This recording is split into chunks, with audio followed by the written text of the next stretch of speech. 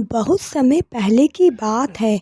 एक राजा को उपहार में किसी ने बाज के दो बच्चे भेंट किए।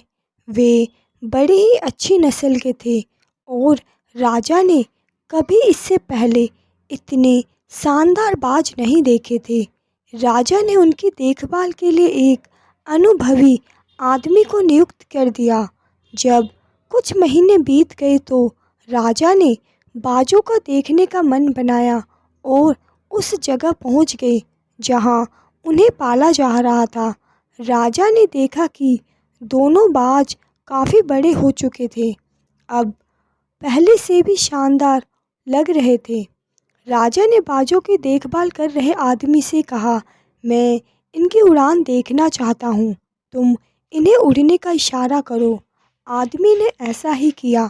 इशारा मिलते ही दोनों बाज उड़ान भरने लगे, पर जहाँ एक बाज आसमान की ऊंचाइयों को छू रहा था, वहीं दूसरा कुछ ऊपर जाकर वापस उसी डाल पर आकर बैठ गया जिससे वो उड़ा था।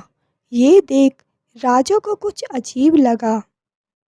क्या बात है, जहाँ एक बाज इतनी अच्छी उड़ान भर रहा है, वहीं ये दूसरा बाज उड़ना ही नहीं चाह रहा। राजा ने सवाल किया, जी हुजूर, इस बाज के साथ शुरू से यही समस्या है, वो इस डाल को छोड़ता ही नहीं। राजा को दोनों ही बाज प्रिय थे और वो दूसरे बाज को भी उसी तरह उड़ना देखना चाहते थे।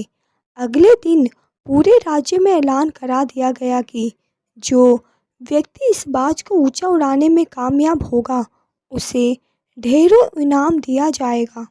फिर क्या था, एक से एक विद्वान आए और बाज को उड़ाने का प्रयास करने लगे, पर हफ्तों बीत जाने के बाद भी बाज का वही हाल था।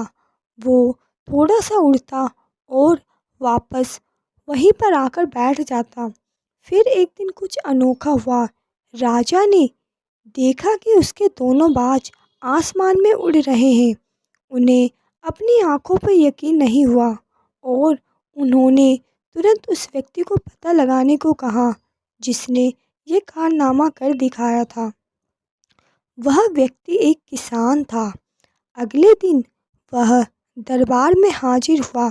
उसे इनाम में स्वर्ण मुद्राएं भेंट करने के बाद राजा ने कहा, मैं तुमसे बहुत प्रसन्न हूँ, बस तुम इतना मुझे बताओ कि जो काम बड़े बड़े विद्वान नहीं कर पाए तो तुमने कैसे कर दिखाया। मालिक, मैं तो एक साधारण सा किसान हूँ, मैं ज्ञान की ज़्यादा बातें नहीं जानता।